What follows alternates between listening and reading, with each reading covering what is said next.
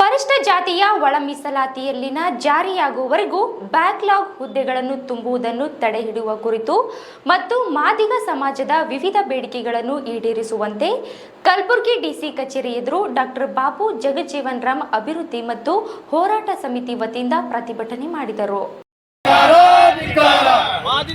ಕಾಂಗ್ರೆಸ್ ಸರ್ಕಾರಕ್ಕೆ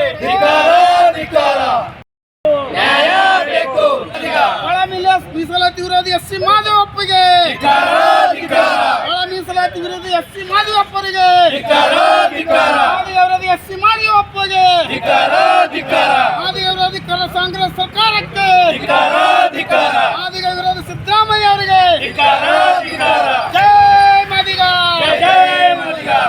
ಒಳ ಮೀಸಲಾತಿ ಜಾರಿ ಆದ ನಂತರ ಎಲ್ಲ ರಾಜ್ಯದಲ್ಲಿರುವಂತ ಎಲ್ಲ ಇಲಾಖೆಯಲ್ಲಿರುವ ವಿವಿಧ ಹುದ್ದೆಗಳನ್ನು ನೇಮಕಾತಿಗಾಗಿ ರಾಜ್ಯ ಸರ್ಕಾರ ಸಿದ್ದರಾಮಯ್ಯ ಅವರು ಆದೇಶ ಹೊರಡಿಸಿದ್ರು ಕೂಡ ಸಮಾಜ ಕಲ್ಯಾಣ ಮಂತ್ರಿ ದುರಹಂಕಾರಿ ಮತ್ತು ಜಾತಿವಾದಿ ಸಮಾಜ ಕಲ್ಯಾಣ ಮಂತ್ರಿ ಆದಂತ ಮಾದೇವಪ್ಪ ಅವರು ವಿಶೇಷವಾಗಿ ಬ್ಯಾಕ್ಲಾಗ್ ಹುದ್ದೆಗಳನ್ನು ಯಾರು ಗಮನಕ್ಕೆ ಇರಲಾರ್ದಂಗೆ ಒಳಸಂಚು ಮಾಡಿ ಮಾದಿಗರ ಅನ್ಯಾಯ ಮಾಡುವಂತ ಒಂದು ಕುತಂತ್ರವನ್ನು ಎಚ್ ಸಿ ಮಾದೇವಪ್ಪ ಅವರು ಸಮಾಜ ಕಲ್ಯಾಣ ಮಂತ್ರಿಯವರು ಮಾಡುತ್ತಿರುವುದು ನಾವು ಖಂಡಿಸ್ತೀವಿ.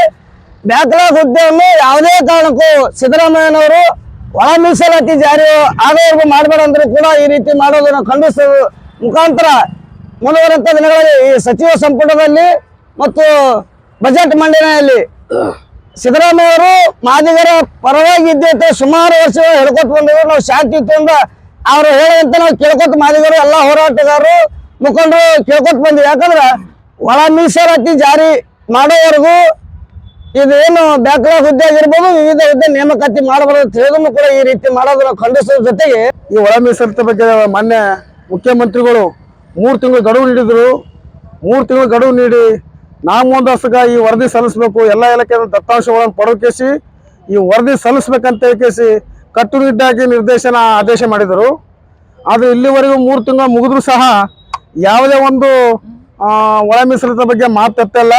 ನಾಗಮೇಧಸನವನ್ನು ನಮ್ಮ ಸಮಾಜದವರಾಗಲಿ ಮತ್ತು ಎಲ್ಲ ಸಂಘಟನೆಗಳು ಅವರಿಗೆ ಪ್ರಶ್ನೆ ಮಾಡಿದಾಗ ನಾವು ಯಾವ ಇಲಾಖೆಯಿಂದನೂ ದತ್ತಾಂಶದ ಬಗ್ಗೆ ಯಾರು ಪತ್ರ ಬರೀತಾ ಇಲ್ಲ, ಕೊಡ್ತಾ ಇಲ್ಲ. ದತ್ತಾಂಶವನ್ನು ಇಷ್ಟಿದೆ ದತ್ತಾಂಶವನ್ನು ತಿಳಿಸಲಾಗುತ್ತಿಲ್ಲ. ನಾನು ದಾಸರು ಬಂದು ಸರ್ಕಾರಕ್ಕೆ ನಾನು ಮರು ಪತ್ರ ಬರೆದಿದ್ದೀನಿ, ಯಾವ ಇಲಾಖೆಯಿಂದ ನನಗೆ ದತ್ತಾಂಶ ದತ್ತಾಂಶ ಕೊಡಲಿಲ್ಲ, ಅದಕ್ಕಾಗಿ ನಾನು ಮನ ನೊಂದಿನ ಅಂತ ತಿಳಿಸಿ ನಾಗಮಂದಸ್ಸು ಇವತ್ತು ವರದಿ ನೀಡಿದ್ದಾರೆ. ಸರ್ಕಾರ ತಮ್ಮ ಅಧೀನದಲ್ಲಿ ನಡೆತಿರ್ತಕ್ಕಂಥ ಇಲಾಖೆಗಳು ದತ್ತಾಂಶ ನೀಡಬೇಕಂತ ಮಾನ್ಯ ಮುಖ್ಯಮಂತ್ರಿಗಳ ನಿರ್ದೇಶನವಿದ್ದರೂ ಅಧಿಕಾರಿಗಳು ದತ್ತಾಂಶ ಯಾಕೆ ನೀಡುತ್ತಿಲ್ಲ? ಏನು ಒಳ ಆಟ ಅದ ಅಥವಾ ಅಧಿಕಾರಿಗಳಿಗೆ ಮಾನ್ಯ ಮುಖ್ಯಮಂತ್ರಿ ಬಗ್ಗೆ ಅಥವಾ ಸರ್ಕಾರ ಬಗ್ಗೆ ಭಯವಿಲ್ವಾ ಅಥವಾ ಆಡಳಿತ ಬಗ್ಗೆ ಏನು ಭಯ ಇಲ್ವಾ ಅವರಿಗೆ?